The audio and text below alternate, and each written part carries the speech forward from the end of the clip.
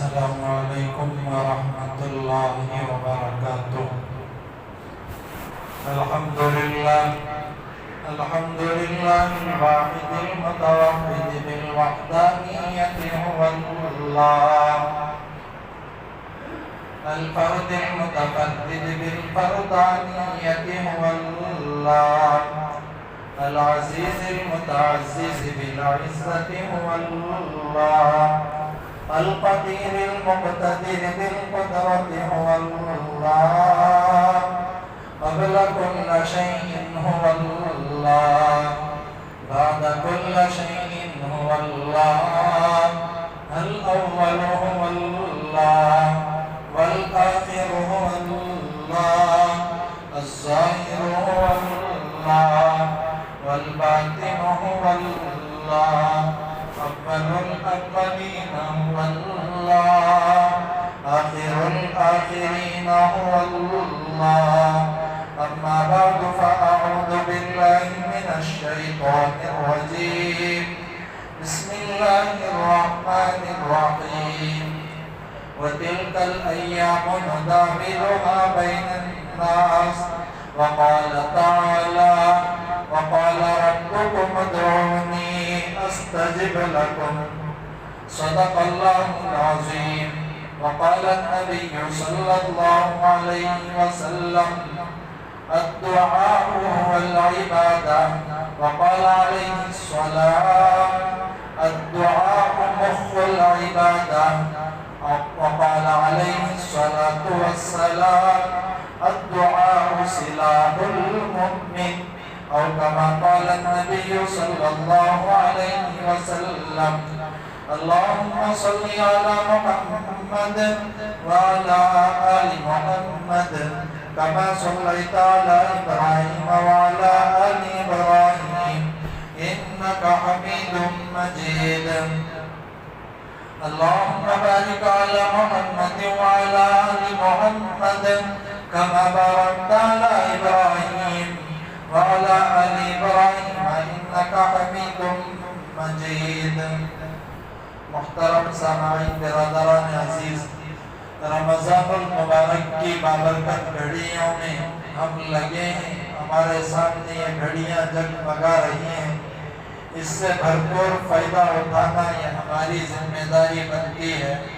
اب سب سے بڑی بات یہ ہے کہ اس میں ہم نے عبادتیں انجام دینی ہے، نماز، روزہ، تراویح، صدقہ، خیرات، زکوٰۃ، اعتکاف وغیرہ سے، اور اسی میں خصوصیت سے ایک بہت بڑی عبادت دعا کی عبادت ہے۔ یہ دعا جس کے بارے میں ہمارے نبی صلی اللہ علیہ وسلم نے فرمایا: الدعاء هو العبادہ، دعا ایک عبادت ہے۔ تو دعا کے تعلق سے انشاءاللہ کچھ ضروری باتیں عرض کی جائیں گی، اور دوسرا صدقۃ الفطر کے تعلق سے بھی کچھ ضروری باتیں عرض کرنی ہے۔ دعا جس کے بارے میں ہمارے نبی صلی اللہ علیہ وسلم نے فرمایا کہ دعا ایک ایسی چیز ہے کہ اسے عبادت کا مغز کہا گیا ہے۔ ایک جگہ ہمارے نبی نے فرمایا: سب سے عاجز آدمی وہ ہے جو دعا کرنے سے بھی عاجز ہو۔ دنیا کے اندر دو لمحے جس کے بارے میں کتابوں میں لکھ کر ہے کہ ایک لمحہ قیمتی ہوتا ہے، ایک لمحہ بدتر ہوا کرتا ہے۔ قیمتی لمحہ وہ جس میں اللہ سے بندے کا تعلق جڑ رہا ہو، اور بدتر لمحہ وہ جس میں اللہ کو بندہ ناراض کر رہا ہو۔ اب قیمتی لمحہ جس میں تعلق اللہ سے بندے کا جڑ رہا ہو، یا تو ذکر کے ذریعے سے، یا تو نماز کے ذریعے سے، یا تو روزے کے ذریعے سے، یا تو تلاوت کے ذریعے سے، یا کسی اور عبادت کے ذریعے سے۔ اب ان عبادتوں میں ایک اہم عبادت دعا ہے۔ دعا کے ذریعے سے بندے کا تعلق اللہ سے مضبوط ہوتا ہے، اس لیے کہ اللہ کو عاجزی سب سے زیادہ پسند ہے۔ دعا کے اندر عاجزی انکساری اللہ کے سامنے بندہ کرتا ہے۔ تو اس عاجزی کے ذریعے سے اللہ تبارک و تعالیٰ بندے کو اپنا قرب عطا فرما دیتے ہیں۔ اب غور کرنے کا مقام ہے کہ اللہ نے دنیا میں ایک ماحول، ایک نظام ایسا بنایا ہے کہ ایک آدمی آج خوش ہے تو اس آدمی کو آئندہ کل غم آ سکتا ہے۔ آج کوئی آدمی غم میں ہے، آئندہ کل اسے خوشی کا لمحہ آ سکتا ہے۔ اللہ نے قرآن میں فرمایا وَتِلْكَ الْأَيَّامُ نُدَاوِلُهَا بَيْنَ النَّاسِ، یہ ایام، یہ دن لوگوں کے درمیان میں بدلتے رہتے ہیں۔ آج ایک آدمی صحت مند ہے، آئندہ کل اسے بیماری آ کر گھیر سکتی ہے۔ ایک آدمی آج کاروبار کے حساب سے خوشی کے عالم میں ہے، آئندہ کل اس کا کاروبار نقصان تک پہنچ سکتا ہے۔ یہ اللہ کا بنایا ہوا نظام ہے۔ آدمی کو کوئی مشکل درپیش ہو، کوئی کام درپیش ہو، کوئی عمل درپیش ہو تو وہ دو کام ضرور کرے۔ ایک یہ کہ اس کے واسطے تدبیر اختیار کرے۔ اگر مثال کے طور پر کوئی آدمی بیمار ہو جائے تو ڈاکٹر کے پاس جائے، دوائی حاصل کرے۔ کوئی آدمی پیسوں کے، دولت کے اعتبار سے پریشان ہو تو کاروبار میں، زراعت میں، مزدوری میں پیسہ کمانے میں لگے۔ یہ پہلا کام ہے۔ اور دوسری چیز دعا کو اختیار کرے، اس لیے کہ دعا ایک ایسی چیز ہے جو چیزوں کے اندر اثر کو پیدا کر سکتی ہے۔ مثال سے بات سمجھ میں آئے گی۔ اللہ نے ہمیں ہمارے گھروں کے اندر برتن دیے، اگر ہم چاہیں تو اس برتن کے اندر پانی بھی ڈال سکتے ہیں، ہم چاہیں تو برتن کے اندر دودھ بھی ڈال سکتے ہیں، ہم چاہیں تو برتن کے اندر جوس بھی ڈال سکتے ہیں، ہم چاہیں تو خالی بھی چھوڑ سکتے ہیں، یہ ہماری مرضی۔ ایسے ہی اللہ نے جتنے اسباب پیدا کیے ہیں ان اسباب کے اندر اللہ ہی ہیں جو اثر پیدا کر سکتے ہیں۔ بعض کے لیے دودھ پیئیں گے طاقت ملے گی، بعض کے لیے اسی دودھ کے ذریعے سے بلغم پیدا ہوگا، بیماری کا سبب بنے گا۔ یہ اللہ کی قدرت ہے، اللہ ہی اثر پیدا کرتے ہیں، اللہ ہی ہے جو چیزوں میں اثر ڈالنے والے ہیں۔ اللہ پر بھروسہ کر کر دعا میں مشغول ہونا یہ بندوں کے واسطے ضروری چیز ہے۔ تو اس لیے دیکھیں اللہ کے پاس ہم مجبور ہو کر جائیں گے، اللہ ہماری ضرورتوں کو ضرور بھی ضرور پورا کر رہیں گے۔ اللہ کے پاس جائیں گے، اللہ راضی ہوں گے۔ دنیا میں بندوں کا معاملہ اور اللہ کا معاملہ کچھ اور ہی ہے۔ ایک بندے کے پاس جائیں، ایک آدمی کے پاس جائیں، ہم اپنی ضرورت کو پیش کریں، ایک مرتبہ پورا کرے گا، 2 مرتبہ پورا کرے گا، 3 مرتبہ پورا کرے گا، آخر میں اس کی زبان سے یہ الفاظ نکل جائیں گے بھائی میں تو پریشان ہوں، کوئی کاروبار تو کر لینا۔ مگر اللہ تو وہ ہے کہ 1 مرتبہ بندہ جائے اللہ عطا کریں گے، 2 مرتبہ بندہ جائے اللہ عطا کریں گے، بار بار بندہ جانے کا معمول اللہ کے پاس ہاتھ اٹھا کر دعا کے ذریعے سے کر لے، اللہ اسے اپنا ولی بنا دیں گے۔ یہ بندے میں اللہ میں فرق ہے۔ اللہ کا ولی آدمی دعا کے ذریعے سے بن سکتا ہے۔ اسی لیے اللہ نے فرمایا الدعاء مخ العبادہ، دعا کو صرف عبادت کا درجہ نہیں بلکہ عبادت کے مغز کا درجہ اللہ نے دیا ہے۔ تو آدمی جب دعا کرے گا اللہ تبارک و تعالیٰ اس دعا کے ذریعے سے اسے اپنا ولی بنا سکتے ہیں۔ آج بڑی شکایتیں ہوتی ہیں کہ ہم کیا کریں، ہماری دعا قبول نہیں ہوتی۔ بہت سارے بندے بندیاں یہ شکوے کے الفاظ اختیار کرتے ہیں۔ علماء نے دعا کی قبولیت کے کچھ چیزیں بتلائی کہ پہلی چیز یہ ہے کہ آدمی دعا کرے گا اللہ تبارک و تعالیٰ اس دعا کا عوض فوراً دے دیں گے، دعا کو فوراً قبول فرما لیں گے۔ مثال کے طور پر اللہ کے نبی نے رات میں ہاتھ اٹھا کر دعا مانگی تھی، یا اللہ عمر بن خطاب کو یا عمر بن حشام ابو جہل کو تو ایمان کی دولت سے مالا مال کرنا۔ دعا فوراً قبول ہوئی، عمر بن خطاب دوسرے دن ایمان میں داخل ہو گئے۔ یہ اللہ کی مرضی ہے، اللہ چاہتے ہیں فوراً دعا قبول کر لیتے ہیں۔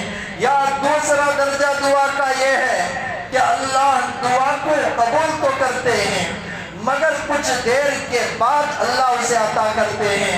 یحییٰ بن سعید ایک بہت بڑے اللہ والے گزرے ہیں، اللہ سے رو کر گڑ گڑا کر دعا مانگتے، مگر دعا کی قبولیت کی شکلیں نظر نہیں آتی۔ ایک مرتبہ اللہ کی خواب میں یا الہام کے ذریعے سے بات ہوئی، اللہ سے عرض کیا یا اللہ میں بار بار دعا کرتا ہوں، آپ دعا قبول نہیں کرتے۔ اللہ نے فرمایا تیرا رونا مجھے پسند آتا ہے، اس لیے میں تیری دعا کو تھوڑا تاخیر کر دیتا ہوں۔ تیسری شکل علماء نے لکھی کہ آدمی دعا کرتا ہے مگر وہ دعا اللہ قبول کرنے کے بجائے مصلحتاً وہ دعا کے بجائے کوئی اس سے اعلیٰ چیز اللہ بندے کو دے دیتے ہیں۔ چوتھی شکل علماء نے لکھی کہ آپ بندہ دعا کرے، اللہ دعا کو قبول نہ کرے اور دوسری کوئی چیز بھی بندے کو نہ ملے تو ایک مصیبت تو اس کی ذمہ داری سے ٹل جاتی ہے۔ پانچویں شکل علماء نے لکھی یا تو اللہ دعا قبول کریں گے، دعا قبول بھی نہ ہو، مصیبت بھی نہ جائے، دوسری چیز بھی نہ جائے، ذخیرہ آخرت ضرور یہ دعا بنے گی، اللہ آخرت میں نیکیاں ضرور دے کر رہیں گے۔ دعا دیکھیں ایک مسلمان کے واسطے ہتھیار کی بات اللہ کے نبی نے کی، ہتھیار سے دشمنوں سے حفاظت کی جاتی ہے۔ ایسے ہی دعا ایک ایسی چیز ہے کہ آدمی ہر ایک چیز سے اپنے آپ کو قابو میں کر لے سکتا ہے، تو اس لیے دعاؤں کا اہتمام کرے۔ دعا جس کے ذریعے سے اللہ تبارک و تعالیٰ تقدیر بھی بدل دیتے ہیں۔ یہ بات غور سے سنیں، اللہ نے تقدیر کی بھی دو قسمیں بنائی، ایک تقدیر مبرم، ایک تقدیر معلق۔ تقدیر مبرم کیا ہے؟ اس میں اللہ کا فیصلہ اٹل ہوتا ہے، اسے بدلا نہیں جا سکتا۔ اور تقدیر معلق یہ ہے اللہ تبارک و تعالیٰ ایک چیز کو ایک چیز پر چھوڑے رکھتے ہیں، معلق رکھتے ہیں کہ اگر بندہ یہ چیز کرے گا تو یہ چیز ملے گی، بندہ ایک چیز نہ کرے گا تو یہ چیز نہ ملے گی۔ مثال کے طور پر کوئی ایک مصیبت آنی ہوتی ہے، اللہ دعا کی شکل میں اسے دے کر ہیں، اگر دعا کرے گا مصیبت ٹل جائے گی، اگر دعا نہ کرے گا مصیبت آ جائے گی۔ اسے تقدیر معلق کہا جاتا ہے۔ تو اس لیے بندے کو چاہیے کہ جو بھی شکل آئے اللہ ان سے گڑ گڑا کر دعا مانگے۔ دیکھیں اللہ نے قرآن میں ایک لفظ استعمال فرمایا، امن یجیب المضطر، یہاں اللہ نے امن یجیب المتقین کا لفظ استعمال نہیں فرمایا، امن یجیب المضطر کا لفظ اللہ نے لایا کہ اللہ تبارک و تعالیٰ تڑپنے والے کی دعا کو قبول کرتے ہیں۔ یہاں ولی کی بات اللہ نے نہیں کی، متقین کی بات اللہ نے نہیں کی، نماز پڑھنے والے کی بات اللہ نے نہیں کی، روزہ رکھنے والے کی، حج کرنے والے کی، زکوٰۃ دینے والے کی بات اللہ نے نہیں کی، بلکہ اللہ نے مضطر کا لفظ لایا، جو تڑپے گا اس کی دعا کو میں قبول کر لوں گا۔ اب یہاں غور کرنے کا مقام ہے کہ تڑپنے والا گنہگار ہم جیسا کیوں نہ ہو، تڑپنے والا شرابی کیوں نہ ہو، تڑپنے والا بدکار کیوں نہ ہو، اللہ تڑپ کو دیکھتے ہیں۔ آج ہم نماز کے بعد تہجد میں افطار کے وقت دعا کرتے ہیں، مگر تڑپ کر دعا نہیں کی جاتی، صرف الفاظ ہماری زبانوں سے نکلتے ہیں، الفاظ بھی دعا ہیں، مگر جو تڑپ سے دعا مانگی جاتی ہے یہ تڑپ کو اللہ تبارک و تعالیٰ دیکھتے ہیں۔ حضرت امام بخاری رحمۃ اللہ علیہ جن کا نام ہم نے سن رکھا ہے، جن کا اصل نام محمد ہے، ان کے والد کا نام اسماعیل ہے، مگر بخاری شریف جو ایک بہت بڑی کتاب ہے، یہ بہت بڑی کتاب لکھنے کی وجہ سے بچوں کو ذرا مابحث دلوں میں انتظام کر کہیں بچے ذرا مہربانی کر کو وہاں چل جو آوازاں کر دی۔ اب دیکھیں حضرت امام بخاری رحمت اللہ علیہ جو بخاری شریف لکھنے کی وجہ سے ان کا نام بخاری پڑ گیا، جب وہ پیدا ہوئے نابینا تھے، آنکھ نظر نہیں آتی تھی، ان کی والدہ محترمہ ہمیشہ اللہ کے پاس گڑ گڑا کر تڑپ سے دعا مانگا کرتی تھی۔ جب تڑپ کو اللہ نے دیکھا تو 2 سال یا 4 سال کے بعد ایک مرتبہ وہ سوئی ہوئی تھی، خواب میں حضرت ابراہیم علیہ السلام کی زیارت ہوئی. حضرت ابراہیم نے فرمایا اللہ نے تیری تڑپ کو قبول کر لیا, تیرے بچے کی بینائی لوٹ کر آ گئی. صبح اٹھ کر کیا دیکھتی ہے کہ بچہ کھیلتا کودتا ہوا نظر آ رہا ہے اور بینائی آ چکی ہے. جب ایک ماں اپنے بچے کے واسطے تڑپتی ہے تو اللہ تبارک و تعالیٰ اس تڑپ کو قبول کر لیتے ہیں. آج کل جب کسی سے بھی دعا کی درخواست کی جاتی ہے, لوگ کہتے ہیں کہ خصوصی دعا میں ہمیں یاد رکھے. علماء نے لکھا کہ دیکھو کوئی دوسرا آدمی دعا کرتا ہے تو یہ دعا عمومی ہوا کرتی ہے. جب ہمارے پیٹ میں درد ہو تو تڑپتے ہم ہیں, تو یہ درد کا احساس ہم کو اندر سے دل میں ہوتا ہے. تو ایسے ہی بازو بیٹھنے والا صرف دیکھتا ہے, تھوڑا احساس تو پیدا ہوتا ہے مگر تڑپ ہمیں ہوتی ہے. تو ایسے ہی جب ہم تڑپ کر دعا کریں گے یہ دعا خصوصی ہوا کرتی ہے. وہ دوسرے سے دعا کی درخواست کی جائے, کریں دعا کی درخواست. اللہ کے نبی نے عمر سے دعا کی درخواست کی ہے. حضرت عمر ایک مرتبہ عمرے کو جا رہے تھے, نبی کے سامنے آئے, یا رسول اللہ میں عمرے کے لیے جا رہا ہوں. نبی نے فرمایا عمر میرے واسطے بھی دعا کر دینا. دعا کی درخواست تو ضرور کرے مگر خصوصی دعا جو ہم تڑپ کر کرتے ہیں یہ دعا ہوتی ہے, اخلاص سے کرنا چاہیے. آج ہم دعا بھی کر رہے ہیں, ہمارا دماغ کسی اور طرف ہے. دعا ہم کر رہے ہیں, اخلاص ہمارے اندر نہیں. دعا ہم کر رہے ہیں, گناہوں کی رسی نے ہمیں باندھ دیا ہے. دیکھیں بہت ساری مرتبہ گناہوں کی رسیاں ہمیں باندھ کر رہتی ہیں جس کی وجہ سے دعا سر سے اوپر نہیں چڑھتی.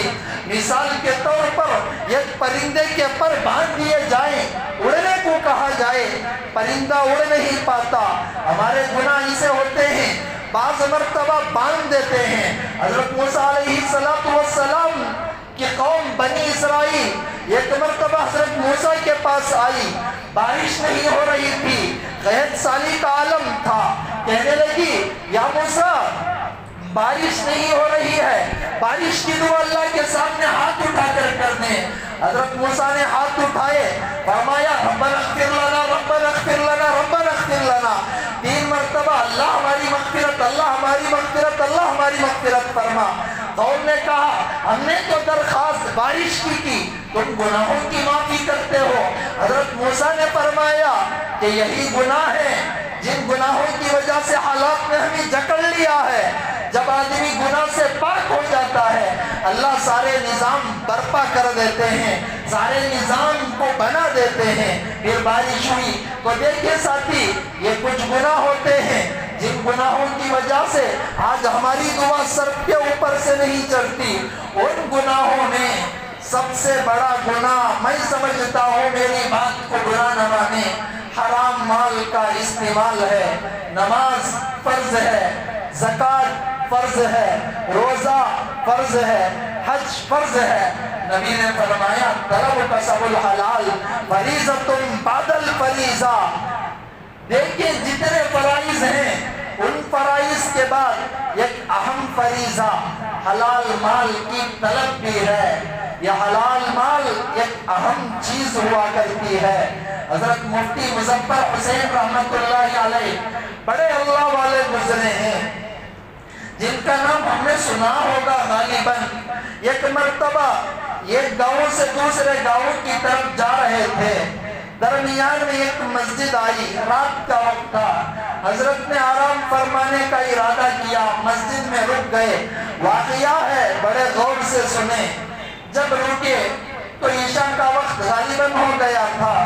ایک بوڑھے آدمی حضرت کے پاس آئے, کہنے لگے آپ مہمان نظر آ رہے ہیں دوسرے گاؤں کے, میں آپ کی مہمان نوازی کروں گا. وہ بوڑھے آدمی گھر گئے, 3 روٹیاں لے کر حضرت مفتی مظفر حسین رحمہ اللہ کے پاس آئے اور آ کر کہنے لگے حضرت اسے کھا لینا. حضرت رحمت اللہ علیہ فرماتے ہیں کہ حضرت نے اسے کھا لیا. کھا لینے کے بعد عبادت کے اندر بہت ہی جذبہ پیدا ہوا, تلاوت ذکر نماز میں مشغول ہوئے. تھوڑی دیر کے بعد نیند آئی, حضرت رحمتullah علیہ سو گئے. حضرت مفتی مظفر حسین جو ہی سوئے اللہ کے نبی کی خواب میں زیارت ہوئی. پھر نیند سے بیداری ہوئی, پھر عبادت میں مشغول ہو گئے, تلاوت ذکر میں مشغول ہو گئے. تھوڑی دیر کے بعد پھر نیند آئی, حضرت آرام کیے, دوبارہ اللہ کے نبی صلی اللہ علیہ وسلم کی خواب میں زیارت ہوئی. پھر نیند سے بیداری, پھر حضرت مفتی مظفر حسین تیسری مرتبہ اٹھے. اٹھ کر حضرت مفتی مظفر حسین عبادت میں مشغول, تیسری مرتبہ پھر نیند آئی, سوئے. پھر اللہ کے نبی کی خواب میں زیارت ہوئی. حضرت مفتی مظفر حسین کا خوشی کا عالم نہ رہا, اس لیے کہ اللہ کے بعد اللہ کے نبی سے بڑھ کر ہمیں کوئی اور ہے ہی نہیں. جب نبی کی خواب میں زیارت ہو جائے, دنیا دین سب بن جائے. حضرت مفتی مظفر حسین وہی رک گئے. دوسرے دن بھی وہی حضرت نے قیام فرمایا, خوشی کا عالم تھا. حضرت مفتی مظفر حسین دوسرے دن اب آرام کرنے کے لیے جا رہے تھے. وہی بوڑھے میاں دوسرے دن بھی آئے, کہنے لگے آپ مہمان ہیں, گزشتہ کل میں روٹیاں لایا تھا, آج بھی وہی روٹیاں لاتا ہوں. گئے, 2 روٹیاں لا کر لے کر آئے. دوسرے دن 2 روٹیاں حضرت نے کھائی, 2 مرتبہ خواب میں زیارت ہوئی. تیسرے دن وہی بوڑھے میاں آئے, 1 روٹی لے کر آ کر کہنے لگے حضرت آئندہ تم اپنا سفر طے کر لینا, یہاں رکنے کی اجازت نہیں, چلے جانا. تو حضرت مفتی مظفر حسین گھبراہٹ میں پوچھنے لگے بوڑھے میاں بتاؤ تو صحیح, پہلے دن تم نے 3 روٹیاں دی, 3 مرتبہ نبی کی خواب میں زیارت, دوسرے دن 2 مرتبہ 2 روٹیاں, 2 مرتبہ خواب میں زیارت, وجہ کیا ہے؟ تو بوڑھے میاں کہنے لگے کہ دیکھو حضرت, میں لکڑیاں کاٹتا ہوں, کاشتکاری کرتا ہوں, محنت سے کماتا ہوں. جس محنت کا نتیجہ میں نے 3 روٹیاں لاتا ہوں, 1 روٹی میں, دوسری روٹی میری بیوی, تیسری میرا 1 بیٹا ہے وہ کھا لیتا ہے. پہلے دن تینوں نے فاقہ کیا, 3 روٹیاں تمہیں دے دی, 3 مرتبہ نبی کی خواب میں زیارت ہوئی. دوسرے دن بیٹے نے کہہ دیا میرا فاقہ نہیں ہو سکتا, تو میری بیوی نے کہا میری روٹی لو, تو میں نے, میری بیوی نے فاقہ برداشت کیا, 2 روٹیاں پہنچائی. آج بیوی نے کہہ دیا اب میرے سے فاقہ برداشت نہیں, اب میں اکیلا فاقہ برداشت کرتا ہوں, آئندہ کل مجھ سے بھی برداشت نہیں, تو میں آج فاقہ برداشت کر کر روٹی پہنچا رہا ہوں. تو حضرت نے یہ بات لکھی, حلال کا نتیجہ تھا, اللہ کے نبی کی خواب میں زیارت ہوئی. ساتھیوں ہم کہتے ہیں تو برا نہ مانے کہ آج ہم نے دھوکہ دینے کو ایک فن سمجھ لیا, سود میں لینے کو ہم نے ایک فن سمجھ لیا. آج ہماری دعا ہمارے سر سے اوپر نہیں جا رہی, وجہ کیا ہے؟ یہ حرام مال کا پیشہ ہمارے دل کے اندر گھس گیا ہے, جس کی وجہ سے آج ہماری دعائیں سر سے اوپر نہیں چڑھ رہی. آج حالات مسلمانوں کے ساتھ اتنے خطرناک ہو گئے, نبی کی زیارت خواب میں تو دور کی بات, آج ہماری دعا ہمارے سر سے اوپر بھی نہ جانے کی وجہ سے رمضان المبارک کے اندر مسجدوں کو منہدم کر دیا گیا.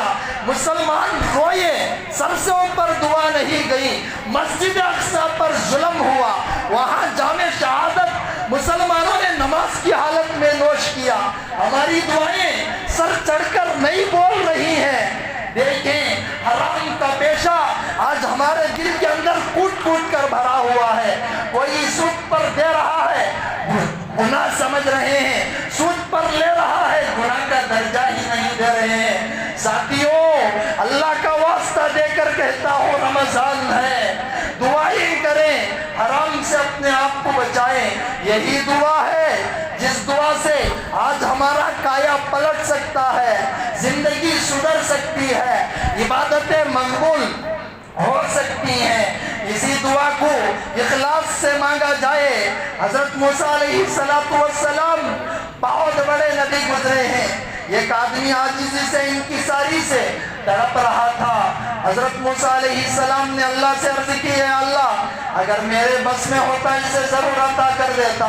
اللہ نے فرمایا اخلاص سے وہ دعا نہیں کر رہا, اس لیے میں اس کی دعا کو قبول نہیں کر رہا ہوں. حضرت موسیٰ نے کہا کہ آدمی اللہ سے اخلاص سے دعا کر. جب اخلاص سے دعا کی اللہ نے اس کی مدد فرمائی. تو سب سے بڑی بات ساتھیوں, اللہ سے تڑپ کر دعا مانگے. میں نے کہا من یجیب المضطر, اللہ نے تڑپنے کی بات کی ہے.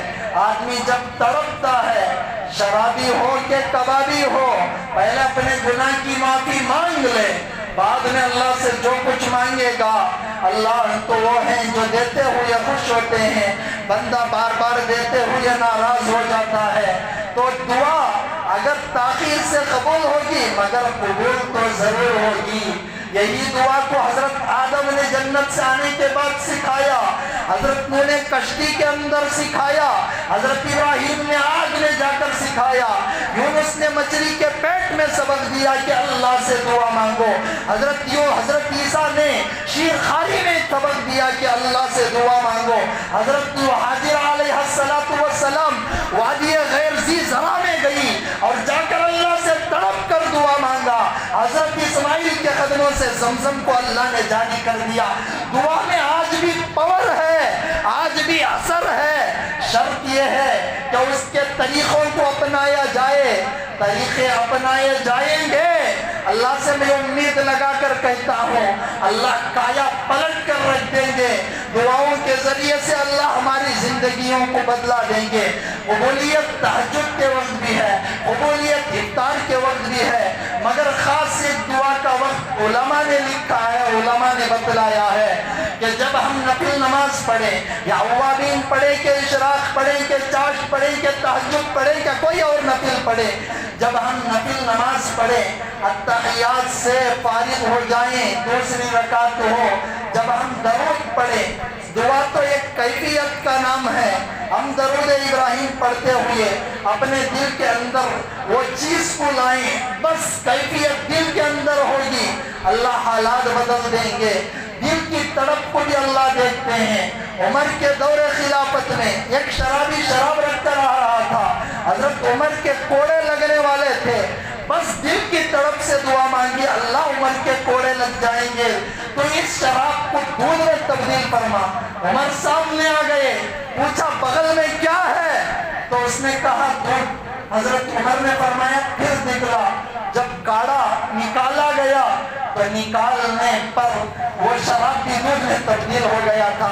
اس نے ہاتھ بھی نہیں اٹھائے تھے, دل کی تڑپ تھی, اللہ نے کایا پلٹ دیا.